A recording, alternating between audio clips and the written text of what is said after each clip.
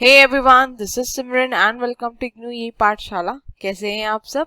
उम्मीद करती हूँ बहुत अच्छे होंगे और अपने घर में सेफ होंगे और अपनी प्रिपरेशन भी आप रेगुलर बेसिस पे कर रहे होंगे। तो जैसा कि आप लोग जानते हैं, हम डिस्कस कर रहे थे इंटरनेशनल प्राइसिंग के बारे में और हमने अपने पिछले वीडियो में डिस्कस किया था कि प्राइसिंग क्या होती है, इसके प्राइमरी और सेकेंडरी ऑब्जेक्टिव्स क्या होते हैं, रोल एंड इम्पोर्टेंस क्या है प्राइसिंग का, और कौन से ऐसे फैक्टर्स हैं जो प्राइसिंग डिसीजन को लेने में अफेक्ट करते हैं। ठीक है, तो अगर आप में से किसी ने पिछली वीडियो को नहीं देखा है तो उसको जरूर देख लीजिएगा। उसका लिंक मैं आपको आई बटन में जरूर दे दूंगी। और अगर आप मेरे चैनल पे न्यू हैं तो मेरे चैनल को लाइक शेयर सब्सक्राइब करना मत भूलिएगा।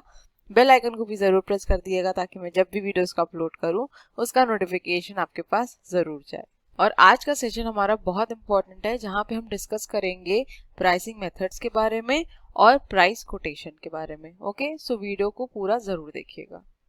और अब आप मेरे साथ इंस्टाग्राम और टेलीग्राम पे भी कनेक्ट कर सकते हैं। अगर अभी तक आपने इग्नू ई पाठशाला के इंस्टाग्राम पेज को फॉलो नहीं किया है तो उसको ज़रूर फॉलो कर लीजिएगा, क्योंकि इग्नू से रिलेटेड जो भी अपडेट्स रहती हैं यहाँ पे मैं रेगुलरली पोस्ट करके आपको इन्फॉर्म कर देती हूँ। और अगर आपको कभी कोई क्वेरी है, कुछ पूछना चाहते हैं, तो आप मुझे यहाँ पे पिंग भी कर सकते हैं। ठीक है, और जहाँ तक रही बात पीडीएफ की, तो पीडीएफ आपको टेलीग्राम चैनल पे ही मिलेगा, तो इग्नू स्क्वाड को सब्सक्राइब करना मत भूलिएगा। तो बिना किसी देर के अपने सेशन को स्टार्ट करते हैं।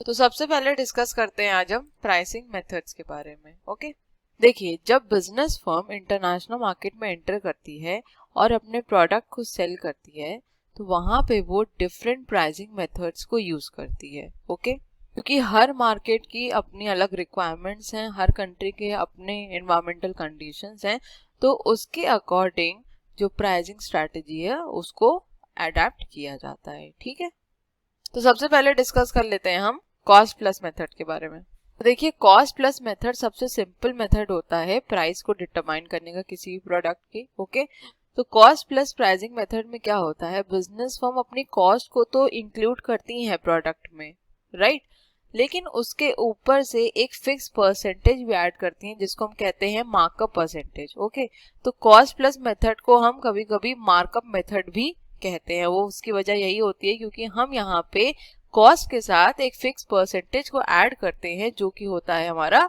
Markup percentage. So it refers to the simplest method of determining the price of a product. In cost plus pricing method, a fixed percentage, also called as the markup percentage of the total cost, is added to the total cost to set the price. Cost includes all the special costs incurred in international trade such as special packing, marking, labeling according to foreign market requirements, transportation, insurance, handling, duties and taxes levied at different stages. ठीक है, तो यहाँ हम international market की बात कर रहे हैं। तो जो स्पेशल कॉस्ट है, मतलब कि जो डोमेस्टिक मार्केट में हो सकता है किसी बिजनेस फर्म को ना इनकर करनी पड़ रही हो, वो स्पेशल कॉस्ट भी इसमें ऐड होगी, क्योंकि जब प्रोडक्ट को एक जगह से दूसरी जगह ट्रांसफर करना है, प्रोडक्ट एक्सपोर्ट या इंपोर्ट होना है, तो उसको प्रॉपरली पैक करना पड़ेगा। लेकिन डोमेस्टिक मार्केट में इतनी ज्यादा पैकेजिंग की रिक्वायरमेंट नहीं होती क्योंकि वो प्रोडक्ट लोकल मार्केट में सेल होना है, राइट। तो एक एग्जाम्पल से इसको समझ लेते हैं। तो कोई ऑर्गेनाइजेशन है XYZ, ओके, उसकी टोटल कॉस्ट कितनी है, ₹100 पर यूनिट। पर यूनिट की कॉस्ट कितनी है उसकी, ₹100, ठीक, किसी एक प्रोडक्ट को बनाने में। और बिजनेस फर्म क्या करती है, उसमें ₹50 पर यूनिट ऐड करती है एज इट्स प्रॉफिट, जो कि हम बात कर रहे थे मार्कअप परसेंटेज, जिसको कहा जाता है प्रॉफिट। ठीक, तो ऐसे केस में जो प्रोडक्ट की फाइनल प्राइस बनेगी वो कितनी बनेगी, ₹150 बनेगी, क्योंकि प्रोडक्ट की जो कॉस्ट थी वो थी ₹100 पर यूनिट, प्लस बिजनेस के जो मार्कअप प्राइस है, मार्कअप परसेंटेज है, जिसको हम प्रॉफिट कहते हैं, वो कितना है, 50। तो बिजनेस फर्म जो प्रोडक्ट का फाइनल प्राइस रखेगा वो कितना रखेगा, ₹150 रखेगा। ठीक है, नाम से ही समझ में आ रहा है। अगर आप देखेंगे कॉस्ट प्लस मेथड है ना, कॉस्ट के साथ कुछ और भी ऐड किया गया है। ओके, सो आई होप यहाँ तक क्लियर हो गया होगा। और देखिए, सबसे बड़ा एडवांटेज यहाँ पे बिजनेस फर्म के लिए ये होता है कि उसने अपनी कॉस्ट के साथ अपना प्रॉफिट मार्जिन भी यहाँ पे ऐड कर दिया। ठीक है, तो ये तो बिजनेस फर्म के लिए फायदे वाली बात है कि जब वो इंटरनेशनल मार्केट में अपने प्रोडक्ट सेल कर रहा है तो वो ओवरसीज मार्केट से अच्छा प्रॉफिट जनरेट कर सकता है। लेकिन अगर मैं वहीं कंज्यूमर के पर्सपेक्टिव से बात करूं तो कंज्यूमर्स को प्रोडक्ट बहुत कॉस्टली पड़ जाते हैं, राइट, क्योंकि बिजनेस फर्म ने अपनी कॉस्ट तो ऐड की है प्लस अपना प्रॉफिट मार्जिन भी ऐड कर रखा है। ठीक, तो इंटरनेशनल मार्केट हर जगह सिमिलर नहीं होती है, कंट्री टू कंट्री वेरी करती है सिचुएशन, तो ये जरूरी नहीं है कि हर मार्केट में ये मेथड काम कर जाए। ओके, चलते हैं अपनी नेक्स्ट स्लाइड पे। नेक्स्ट है हमारा मार्जिनल कॉस्ट प्राइसिंग। देखिए अभी हमने ये डिस्कस किया कि इंटरनेशनल मार्केट की जो सिचुएशन है वो वैरी करती है कंट्री टू कंट्री, राइट। तो हम हर जगह कॉस्ट प्लस प्राइसिंग टेक्निक को यूज नहीं कर सकते हैं, ठीक है। तो उसकी जगह हम यूज कर सकते हैं मार्जिनल कॉस्ट प्राइसिंग को। सो बेसिकली इस मेथड में क्या होता है, बिजनेस फर्म यहाँ पे अपनी कॉस्ट के साथ प्रॉफिट मार्जिन को ऐड नहीं करती, क्योंकि ऑलरेडी मार्केट में इतना कंपटीशन है कि वो अगर ये सारी कॉस्ट को ऐड कर देगी, जो प्रोडक्ट का प्राइस है वो बढ़ जाएगा, ठीक है। तो मार्केट में कॉम्पिटिटर्स इतने हैं कि अगर हमने प्रोडक्ट का प्राइस बढ़ाया तो हम अब मार्केट में सर्वाइव नहीं कर पाएंगे, ठीक है। तो यहाँ पे मार्जिनल कॉस्ट प्राइसिंग में बिजनेस फर्म क्या करती है, वो सिर्फ अपनी डायरेक्ट कॉस्ट को कवर करने की कोशिश करती है, या फिर मैं कहूँ सिर्फ अपनी वेरिएबल कॉस्ट को कवर करने की कोशिश करती है। जो उसकी फिक्स कॉस्ट होती है वो अपनी डोमेस्टिक मार्केट में ही कवर करती है, ठीक है। क्योंकि अगर प्रोडक्ट का प्राइस बढ़ा दिया, सारी कॉस्ट को अगर हमने अपने प्रोडक्ट में ऐड कर दिया, तो प्रोडक्ट का प्राइस क्या होगा, बढ़ जाएगा। और जब प्रोडक्ट का प्राइस बढ़ जाएगा तो कंज्यूमर हमारे प्रोडक्ट को परचेज नहीं करेगा, क्योंकि ऑलरेडी मार्केट में इतने कॉम्पिटिटर्स हैं कि वो हमको इजीली रिप्लेस कर सकते हैं। तो यहाँ पे बिजनेस फर्म ये रिस्क नहीं लेती हैं, वो सिर्फ अपनी वेरिएबल कॉस्ट को ही कवर करने की कोशिश करती हैं ताकि प्रोडक्ट का प्राइस ज्यादा बढ़ ना पाए, ठीक। So marginal cost pricing is another method of price determination. Marginal cost is the cost which includes direct material, direct labor, direct expenses and variable overheads. That is, prime cost plus variable overheads are known as marginal cost. This is also referred to as direct costing. So marginal cost is the cost of producing one extra unit of a product. Under this approach, the exporter simply considers variable cost or direct cost while arriving at the price to be charged in the international market, and fixed costs are fully recovered from the domestic market. I hope आपने marginal cost या फिर marginal utility के बारे में economics में पढ़ा होगा, right. तो अगर मैं मार्जिनल यूटिलिटी की बात करूं तो क्या मतलब होता है, एक एक्स्ट्रा यूनिट को कंज्यूम करना, राइट। तो यहाँ पे मार्जिनल कॉस्ट का क्या मतलब हुआ, एक एक्स्ट्रा यूनिट को प्रोड्यूस करने में जो कॉस्ट आ रही है वो होती है हमारी मार्जिनल कॉस्ट। और इसी ही कॉस्ट को बिजनेस फर्म क्या करती है, अपने प्रोडक्ट में ऐड करती है। बाकी जो अदर कॉस्ट होती है, जो उसकी फिक्स्ड कॉस्ट होती है, वो अपने डोमेस्टिक मार्केट से ही रिकवर करने की कोशिश करती है, ठीक है। आई होप ये क्लियर हुआ। एक छोटा सा एग्जाम्पल यहाँ पे हम डिस्कस कर लेते हैं। सपोज कि कोई बिजनेस फर्म है, वो किसी प्रोडक्ट को प्रोड्यूस कर रही है और उसको प्रोड्यूस करने में उसकी जो मार्जिनल कॉस्ट आ रही है वो आ रही है $1 की, ठीक है। वहीं अगर हम सेलिंग प्राइस की बात करें तो प्रोडक्ट का सेलिंग प्राइस कितना है, $2 है। लेकिन जो फर्म है उसने अपने प्रोडक्ट का प्राइस क्या रखा, $1.10। अब ये क्यों रखा, आपको ये समझ में आ गया होगा, क्योंकि मार्केट में कंपटीशन बहुत ज्यादा है। अगर प्रोडक्ट को हम सेलिंग प्राइस पे सेल करेंगे तो हम मार्केट में सर्वाइव नहीं कर पाएंगे, इसलिए यहाँ पे बिजनेस फर्म प्रोडक्ट के प्राइसेस को रिड्यूस करके फॉरेन मार्केट में, इंटरनेशनल मार्केट में सेल करती है, ठीक है। एक तो ये पॉइंट हो गया। दूसरी बात ये भी है कि बिजनेस फर्म मैक्सिमम पेनिट्रेट करना चाहती हैं फॉरेन मार्केट को, ठीक है। मैक्सिमम से मैक्सिमम वो एक्सप्लोर करना चाहती है फॉरेन मार्केट को, तो इसीलिए वो अपने प्राइसेस भी थोड़े कट डाउन कर देती हैं, प्राइसेस लो कर देती हैं, ताकि वो इजीली हर मार्केट में अपनी एग्जिस्टेंस को क्रिएट कर सके, ठीक। आई होप अब ये क्लियर हो गया होगा। चलते हैं अपनी नेक्स्ट स्लाइड पे। नेक्स्ट है हमारा डिफरेंशियल प्राइसिंग। तो हम ये डिस्कस करते आ रहे हैं कि जब बिजनेस फर्म इंटरनेशनल मार्केट में एंटर करती हैं या इंटरनेशनल मार्केट को एक्सप्लोर करती हैं, तो कंट्री टू कंट्री या market to market situation vary करती है, ठीक है। तो बिजनेस फर्म वहां पे डिफरेंशियल प्राइसिंग स्ट्रैटेजी को यूज करती हैं। जैसे कि नाम से ही समझ में आ रहा होगा, डिफरेंशियल प्राइसिंग मतलब कि हर जगह डिफरेंट प्राइसेस चार्ज करना, ठीक है। सेम प्रोडक्ट के डिफरेंट प्राइसेस अगर चार्ज किए जाते हैं तो उसको कहा जाता है डिफरेंशियल प्राइसिंग। जैसे कि अगर मैं डोमेस्टिक मार्केट का एक सिंपल सा एग्जांपल ले लूं, तो जब आप मिनरल वाटर की बोतल खरीदते हैं रेलवे स्टेशन पे या होटल्स में, ठीक है, या फिर रिटेल स्टोर में, आप देखते होंगे कि प्राइसेस वैरी करते हैं, राइट। अब ये क्यों होता है, इसका सिंपल सा रीजन ये हो सकता है कि अगर आप रेलवे स्टेशन से कोई बॉटल को परचेज कर रहे हैं तो वहां पे प्रोडक्ट की डिमांड ज्यादा है लेकिन सप्लाई कम है, ठीक है। तो रेलवे वहां अपने ही टैक्स से प्रोडक्ट को सेल करती है, वहां पे जो उनका प्राइस रहता है वो रेलवे का अलग रहता है, रिटेल स्टोर से डिफरेंट रहता है, राइट। अब अगर मैं इंटरनेशनल मार्केट की बात करूं तो हमारे इंडिया में टाटा का बहुत नाम है ना। अगर मैं टाटा टी की ही बात करूं तो टाटा टी का काफी नाम है, एक अच्छी रेप्यूटेड ब्रांड है, अच्छी ब्रांड इमेज है यहाँ पे, राइट। लेकिन अगर यही टाटा कंपनी फॉरेन मार्केट को एक्सप्लोर करना चाहती है और अपनी टी को यूके या यूएस में सेल करना चाहती है तो वो क्या सेम प्राइस पे प्रोडक्ट को सेल कर पाएगी फॉरेन मार्केट में?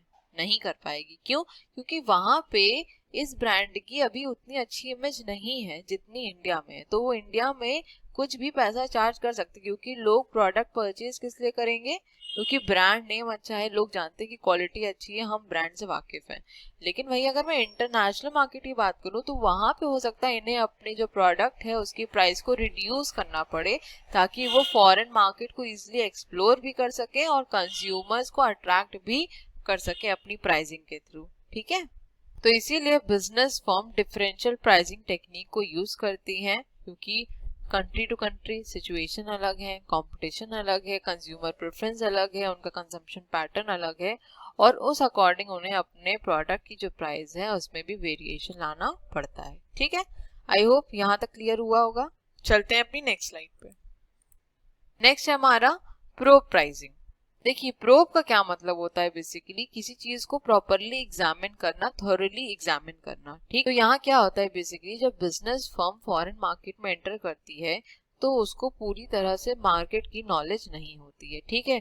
ना ही अपने कॉम्पिटिटर के बारे में पता होता है, ना ही मार्केट के बारे में इतना ज्यादा पता होता है। तो यहाँ पे बिजनेस फर्म क्या करती है, प्राइस किस बेसिस पे कोट करती है? सेल्स वॉल्यूम या अपने प्रोडक्ट की वैल्यू के बेसिस पे प्राइस को कोट करती है, ठीक है। जैसे कि बिजनेस फर्म इसमें क्या करती हैं, अपने कंज्यूमर्स को अट्रैक्ट करने के लिए कंसेशन प्रोवाइड करती हैं या फिर डिस्काउंट प्रोवाइड करती हैं अपने प्रोडक्ट्स पे, ठीक है। आई होप ये क्लियर हो गया। चलते हैं अपनी नेक्स्ट स्लाइड पे। अब देखिए स्किमिंग प्राइसिंग और पेनिट्रेशन प्राइसिंग के बारे में हम ऑलरेडी पढ़ चुके हैं, डिस्कस कर चुके हैं अपने पिछले वीडियो में।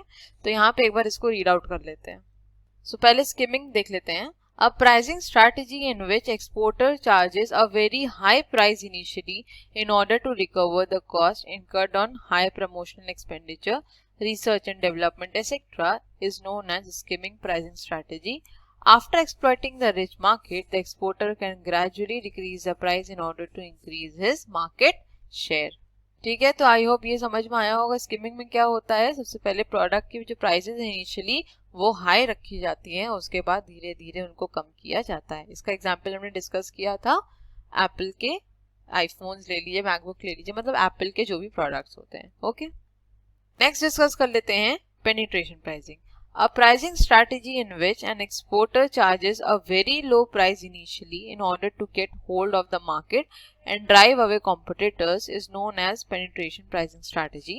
Sometimes such strategy is referred to as dumping. This strategy is suitable for the items of mass consumption. ठीक है, तो पेनिट्रेशन प्राइसिंग जस्ट ऑपोजिट होती है स्किमिंग प्राइसिंग की। पेनिट्रेशन प्राइसिंग में क्या होता है, इनिशियली बिजनेस फर्म अपने प्रोडक्ट के प्राइसेस को लो रखती है और धीरे धीरे प्रोडक्ट के प्राइसेस को इंक्रीज करती है। इसका अगर एग्जांपल मैं लूँ तो आप जियो का एग्जांपल यहाँ पे कंसिडर कर सकते हैं, क्योंकि जियो ने स्टार्टिंग में क्या किया था, जितना मुझे याद है शायद 1 साल का इंटरनेट फ्री दिया था, राइट। उसके बाद से आप देखें कि जियो कितनी तेजी से आगे बढ़ना शुरू हो गया, और जब जियो आगे बढ़ना शुरू हो गया तो उन्होंने भी अपने प्राइसेस को इंक्रीज करना शुरू कर दिया। पहले तो उन्होंने एक टफ कंपटीशन दिया, जितनी भी हमारी एग्जिस्टिंग सेलुलर कंपनीज थी वो सब काफी घाटे में भी गई जियो की वजह से, लेकिन धीरे धीरे जब जियो ने मार्केट को कैप्चर कर लिया तो उसने भी अपनी प्राइसेस को इंक्रीज कर दिया, ठीक है। सो आई होप यहाँ तक क्लियर हो गया होगा। चलते हैं अपनी नेक्स्ट स्लाइड पे। लास्ट है हमारा कॉम्पिटिटिव प्राइसिंग। अब इस पर्टिकुलर स्ट्रैटेजी में बिजनेस फर्म क्या करती हैं, जो भी डोमिनेंट कॉम्पिटिटर्स होते हैं और उनके प्रोडक्ट के जो प्राइसेस होते हैं उसी के बेसिस पे अपने प्रोडक्ट के प्राइसेस को भी रखती हैं, अब उसी तरह से अपना प्राइसिंग डिसीजन भी लेती हैं, ठीक है। लेकिन इस पर्टिकुलर मेथड की डीमेरिट ये है कि अगर कॉम्पिटिटर की प्राइसिंग पॉलिसी गड़बड़ है, फॉल्टी है, तो जो फॉलो कर रहा है उसकी भी प्राइसिंग डिसीजन गलत हो सकती है। ठीक, so under this method pricing strategy of the dominant competitors is taken into consideration while arriving at the pricing decision. A price leader is the firm which initiates the price trends in the market. However, if the competitor's pricing policy is faulty, the followers will also land up with the wrong pricing. So I hope आपको ये clear हो गया होगा। अब चलते हैं अपने next slide पे। नेक्स्ट अब डिस्कस करते हैं price quotation and terms of sale. So when a firm receives an inquiry from abroad, a quotation is prepared and sent. The quotation gives details of the product, its quality, weight and volume, its price, the place of delivery, the payment terms and the time of shipment. As the time of shipment is critical in international trade transactions, the quotation should specify whether the time of shipment is in relation to the factory or the port of export.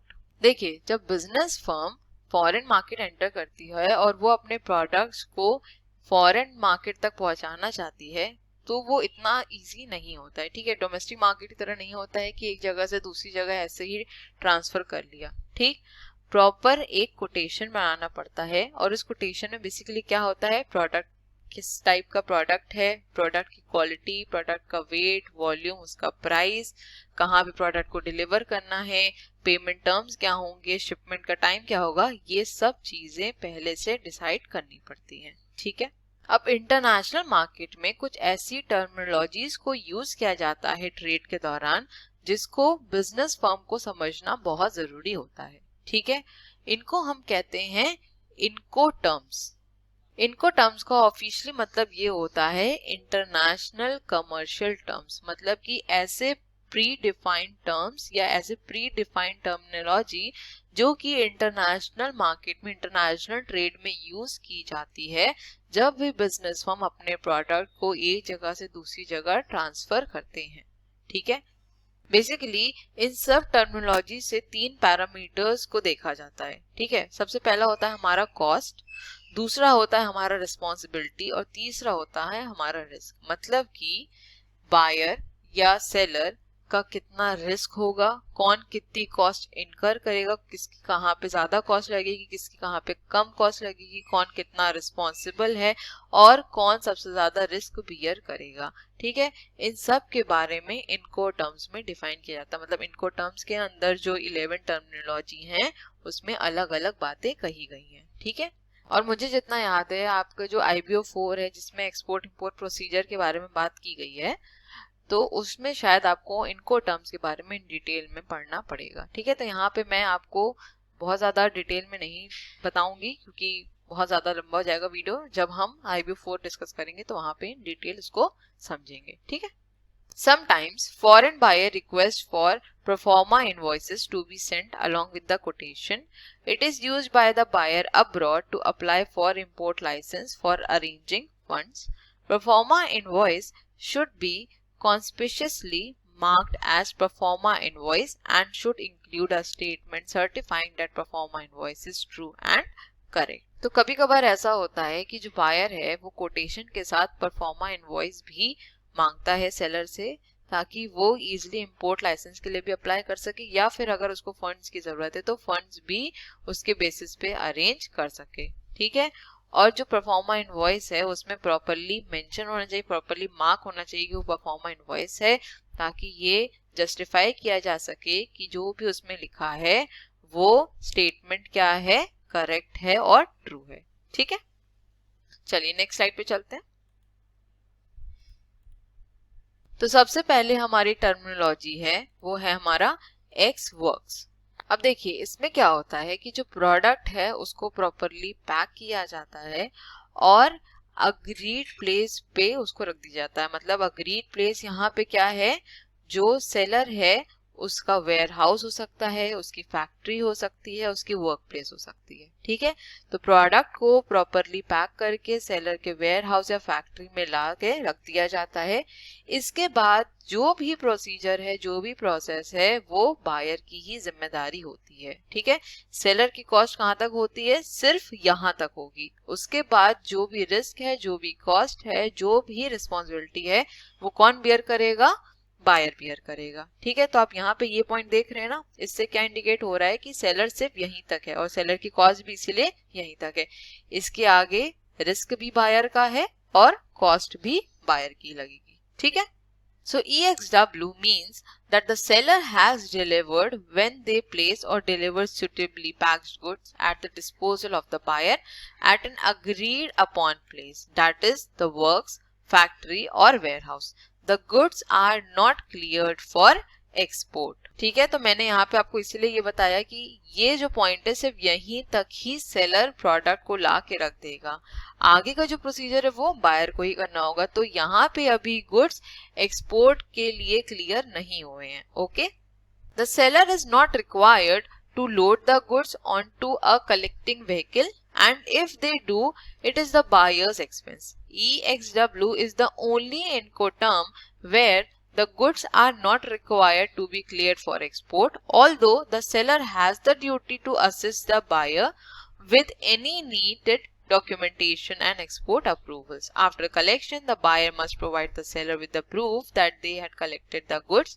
From collection, the buyer is responsible for all the risk, cost and clearance. तो x work basically एक ऐसा इनको term है, एक ऐसा terminology है international trade की, जिसमें कहा जाता है कि जो सेलर है उसकी रिस्पॉन्सिबिलिटी कहाँ तक है? उस पर्टिकुलर एरिया, उस पर्टिकुलर प्लेस तक है जहाँ पे डिसाइड किया गया था कि प्रोडक्ट को रखा जाएगा। वो प्लेस कुछ भी हो सकती है, फैक्ट्री हो सकती है सेलर की, वेयर हाउस हो सकता है सेलर का। ठीक है, अब इसमें जो एक्सपोर्ट क्लियरेंस है वो सेलर नहीं करवाता है। ठीक है, हो सकता है वो बायर को गाइड कर दे और इसके लिए भी अगर उसके कुछ एक्सपेंसेस बियर करने पड़ते हैं तो वो बायर से क्लेम कर सकता है। ठीक है, लेकिन यहाँ पे सेलर खुद से जो भी एक्सपोर्ट फॉर्मेलिटीज है वो कंप्लीट नहीं करेगा। ओके, और लास्ट में जब बायर यहाँ से प्रोडक्ट को कलेक्ट कर लेता है, उसको सेलर को इन्फॉर्म करना पड़ेगा कि उसने प्रोडक्ट को कलेक्ट कर लिया है, उसका एक प्रूफ देना पड़ेगा। और जब उसने प्रोडक्ट को कलेक्ट कर लिया उसके बाद से जो भी रिस्पॉन्सिबिलिटी है, जो भी कॉस्ट है, जो भी रिस्क है, वो किसका होगा? बायर का होगा। ठीक, आई होप ये एक्स वर्क समझ में आया। अब आपके स्टडी मटेरियल में ये सब टॉपिक्स प्रॉपरली डिफाइन नहीं किए गए हैं। ठीक है, अगर कोई एक बार मेरे ख्याल से पढ़ेगा फर्स्ट टाइम तो उसको नहीं क्लियर हो पाएगा। ठीक, तो मैंने यहाँ पे थोड़ा सा इसलिए इसको डिटेल में ही डिस्कस किया है ताकि आपको समझ में आ जाए, और यहाँ पे इसीलिए पिक्चर भी ऐड कर दिए ताकि आपको क्लियर हो जाए कि क्या क्या प्रोसेस होते हैं। Okay, so I hope ex work समझ में आया होगा। अब चलते हैं अपनी नेक्स्ट स्लाइड पे। नेक्स्ट डिस्कस करते हैं FCA, that is free carrier. तो अभी हमने ये डिस्कस किया था एक्स वर्क्स में कि जो सेलर होता है वो प्रोडक्ट को अग्रीड प्लेस तक लेके आता है। अब अग्रीड प्लेस वो फैक्ट्री भी हो सकती है, वेयर हाउस भी हो सकता है। ठीक है, यहीं तक प्रोडक्ट को लाता है और ना ही कोई एक्सपोर्ट फॉर्मेलिटीज करता है, ना कुछ करता है। उसके बाद जो भी रिस्पॉन्सिबिलिटी रहती है इसके बाद वो किसकी रहती है? बायर की रहती है। ठीक, अब अगर हम FCA की बात करें तो यहाँ पे सेलर की जो रिस्पॉन्सिबिलिटी है वो भी बढ़ जाती है, सेलर का रिस्क भी बढ़ जाता है थोड़ा, और सेलर की कॉस्ट भी बढ़ जाती है। क्यों? क्योंकि यहाँ पे जो प्रोडक्ट है उसकी वो एक्सपोर्ट फॉर्मेलिटीज भी कराता है और प्रोडक्ट को कैरेज पे लोड भी करवाता है। ठीक है, अब कैरेज का क्या मतलब होता है? देखिए, कैरेज का मतलब होता है कि प्रोडक्ट्स को कैरी करना। ठीक, अब ये प्रोडक्ट डिफरेंट मोड्स के थ्रू भी ट्रांसफर किए जा सकते हैं, ट्रांसपोर्ट किए जा सकते हैं। ठीक है, बाय रोड के थ्रू करा जाए तो ट्रक्स यूज की जा सकती हैं, बाय एयर के थ्रू करा जाए तो कार्गो प्लेन्स को यूज किया जा सकता है, वाटर बॉडीज के थ्रू किया जाए तो शिप्स या वेसल्स को यूज किया जा सकता है, और अगर रेल्स के थ्रू किया जाए तो ट्रेन्स को यूज किया जा सकता है। ठीक है, तो कैरेज का मतलब होता है जो प्रोडक्ट्स को एक जगह से दूसरी जगह ट्रांसपोर्ट करती हैं। तो यहाँ पे जो सेलर है वो प्रोडक्ट को प्रॉपरली पैक करके उसके एक्सपोर्ट फॉर्मेलिटीज भी कराता है और प्रोडक्ट को कैरेज पे लोड कराता है। लेकिन यहाँ पे याद रखना, प्रोडक्ट को वो अनलोड नहीं कराएगा, सिर्फ क्या करवाएगा, लोड ही करवाएगा। ठीक है, जो सेलर की रिस्पॉन्सिबिलिटी है, सेलर का रिस्क है, सेलर की कॉस्ट है, वो कहाँ तक है, सिर्फ इस पर्टिकुलर पॉइंट तक है। अब इसके बाद जो भी कॉस्ट, जो भी रिस्क है, जो भी रिस्पॉन्सिबिलिटी है, वो किसकी हो जाएगी, बायर की हो जाएगी। ठीक है, आई होप ये समझ में आया। So FCA means that the seller fulfills their obligation to deliver when the goods are handed, suitably packed and cleared for export to the carrier and approved person selected by the buyer or the buyer at the place named by the buyer. The responsibility for the goods passes from the seller to the buyer at this named place. The named place may be the seller's premise. While the seller is responsible for loading the goods, they have no responsibility for unloading them if the goods are delivered to a named place that is not the seller's premise. ठीक है, सो I hope आपको ये clear हुआ होगा।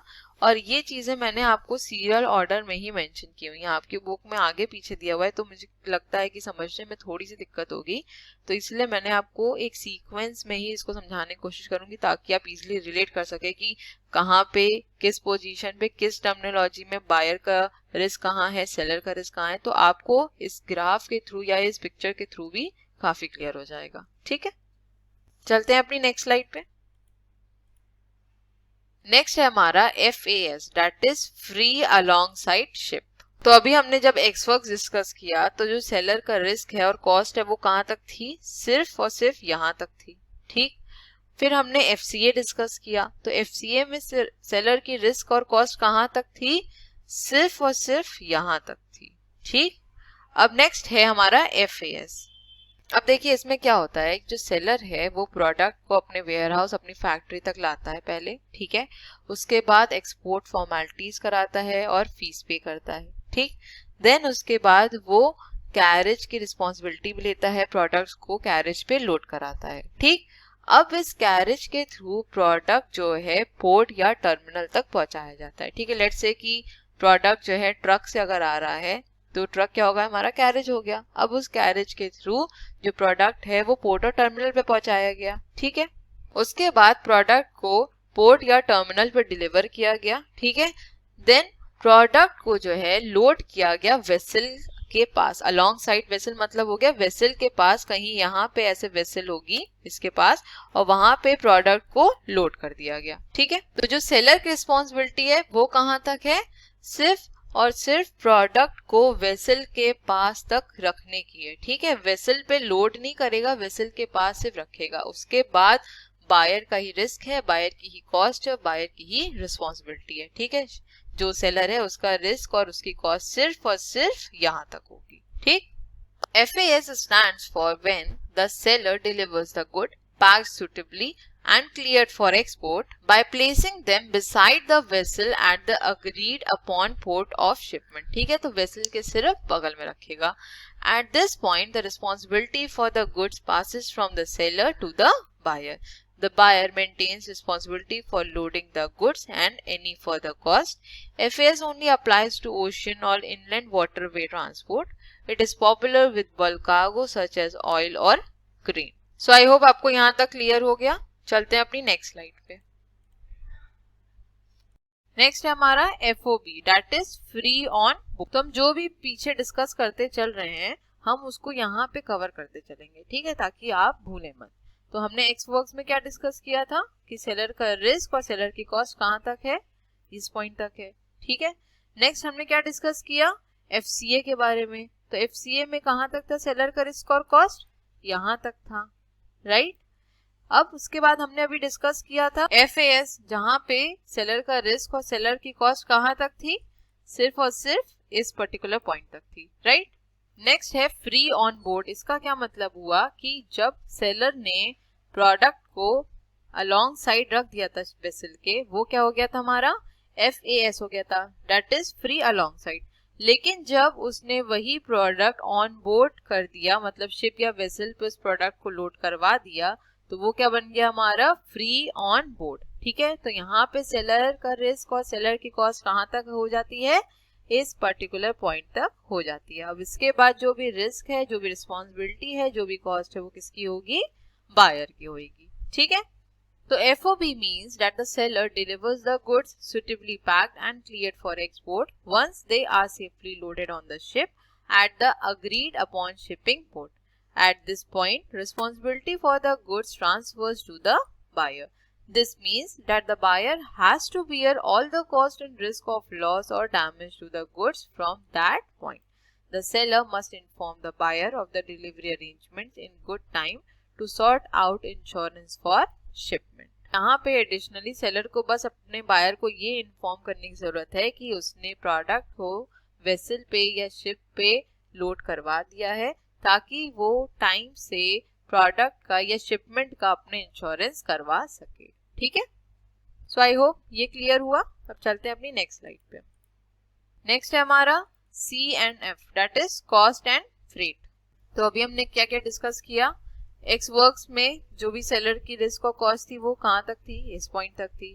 ठीक है, next हमने जब बात करी किसकी, FCA की, तो उसमें जो रिस्क और कॉस्ट थी वो कहाँ तक थी, सेलर की, यहाँ तक थी। ठीक है, फिर हमने डिस्कस किया FAS के बारे में, और उसमें सेलर का रिस्क और कॉस्ट कहाँ तक था, यहाँ तक था।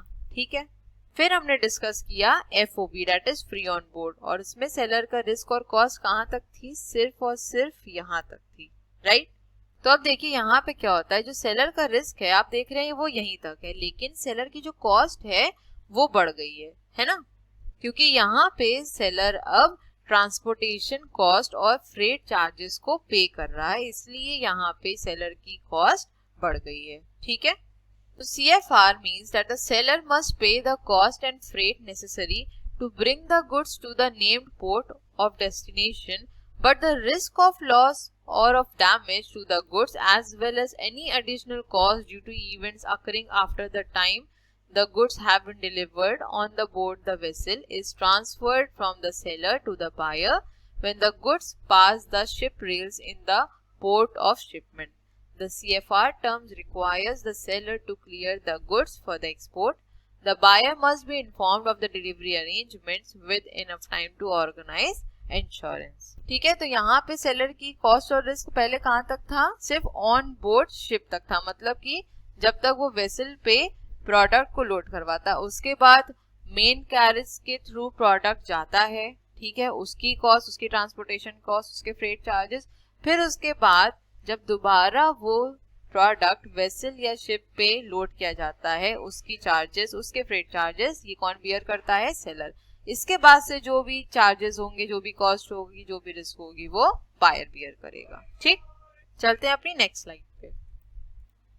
नेक्स्ट है हमारा CIF, that is cost, insurance and freight. अब देखिए C&F और CIF में एक छोटा सा डिफरेंस बस यही है कि वहां पे जो सेलर है वो सिर्फ कॉस्ट और फ्रेट चार्जेस को बियर कर रहा था, इंश्योरेंस कौन करवा रहा था, वहां पे बायर करवा रहा था। ठीक, लेकिन यहाँ पे क्या है, अब कॉस्ट, इंश्योरेंस और फ्रेट, ये तीनों चीजें कौन बियर करेगा, सेलर बियर करेगा। ठीक है, सिर्फ यही डिफरेंस है दोनों में। Okay, so CIF means that the seller delivers the goods on board the vessel or procured the goods already so delivered. The risk of loss or of damage to the goods passes when the goods are on the board the vessel. The seller must contract for and pay the cost and freight necessary to bring the goods to the named port of destination. The seller also contracts for insurance cover against the buyer's risk of loss or of damage to the goods during the carriage. The buyer should note that under CIF, the seller is required to obtain insurance only on minimum cover.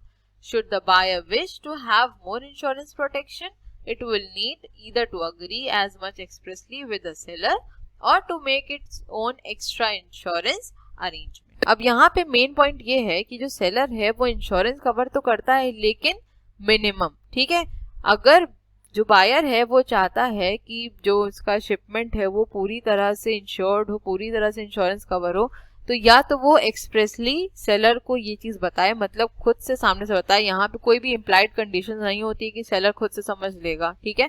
यहाँ पे buyer को expressly या तो बताना पड़ेगा या फिर खुद थोड़ी एक्स्ट्रा कॉस्ट बियर करनी पड़ेगी और पूरे शिपमेंट का इंश्योरेंस करवा सकता है, ठीक है। तो ये नेगोशिएशन हो सकता है सेलर और बायर के बीच में, और दोनों आपसी रजामंदी से इसमें देख सकते हैं। अगर बायर एक्सप्रेसली बोल देता है सेलर से कि आप इसका पूरा इंश्योरेंस करवाएं पूरे शिपमेंट का, तो वैसे होगा अगर सेलर मान जाता है, नहीं तो फिर बायर को खुद ही एक्सपेंसेस को बियर करना पड़ेगा अगर वो फुल शिपमेंट का इंश्योरेंस चाहता है तो, ठीक। सो आई होप यहाँ तक क्लियर हुआ आपको। चलते हैं नेक्स्ट स्लाइड पे। नेक्स्ट है हमारा एक्स डॉक। तो अभी हमने जब FOB तक डिस्कस किया था तो सेलर प्रोडक्ट कहाँ तक लाया था और सेलर का रिस्क और कॉस्ट कहाँ तक थी, सिर्फ और सिर्फ यहाँ तक थी जब उसने प्रोडक्ट को शिप पे लोड करवाया, ठीक। अब नेक्स्ट यहाँ पे जो सेलर का रिस्क है और सेलर की कॉस्ट बढ़ जाती, क्योंकि यहाँ पे जो प्रोडक्ट है उसको मेन कैरेज तक लेके आता है, फिर इसको फिर से वेसल पे लोड करवाता है, ठीक है, वेसल से फिर उतरवाता है, डिस्चार्ज करवाता है डेस्टिनेशन पॉइंट पे, उसके बाद पर्टिकुलर पोर्ट या पर्टिकुलर डिसाइडेड प्लेस पे इसको यहाँ पे डिलीवर कर देता है, ठीक है। तो यहाँ पे सारे चार्जेस, एक्सपोर्ट चार्जेस या जितने भी रिस्क हैं यहाँ तक कौन बियर करता है, सेलर बियर करता है, okay. Delivered ex ship is an outdated Incoterms rule which has been replaced by DAP and DAT. DES means a seller has fulfilled a delivery agreement when the goods are delivered to the port specified by a buyer. Under Incoterms 2020, the rule formerly called delivery at terminal is now referred to as delivered at place unloaded. Under the Incoterms 2020 rules, DPO means the seller responsible for clearing the goods for export and bears all the risk and cost associated with delivering the goods and unloading them at the named port or place of destination. The buyer is responsible for all the cost and risk from this point forward, including clearing the goods for import at the named country of destination. तो इसका मतलब ये हुआ जो seller है उसकी क्या responsibility है, एक्सपोर्ट क्लियरेंस की, बाकी और भी रिस्क बियर करने की और प्रोडक्ट को पर्टिकुलर डेस्टिनेशन पे अनलोड करवाने की भी, ठीक है। उसके बाद से जो भी रिस्क है, जो भी कॉस्ट है, जो भी रिस्पॉन्सिबिलिटी है वो किसकी हो जाती है, बायर की हो जाती है, ठीक। अब ये डिलीवर्ड एक्स शिप को जो इनकोटर्म है आपका, इसको रिप्लेस किया गया था DAP और DAT से, फिर करेंटली इनकोटर्म्स 2020 में DAT को भी रिप्लेस कर दिया गया है और अब बोला जाता है इसे डिलीवर्ड एट प्लेस अनलोडेड, ठीक है। चलो आई होप कि क्लियर हुआ। नेक्स्ट स्लाइड पे चलते हैं। लास्ट पॉइंट हमारा DDP, that is delivered duty paid. तो अभी हमने जो डिस्कस किया उसमें सेलर की जो रिस्पॉन्सिबिलिटी, सेलर का रिस्क या सेलर की कॉस्ट कहाँ तक थी, इस पर्टिकुलर पॉइंट तक थी, ठीक है।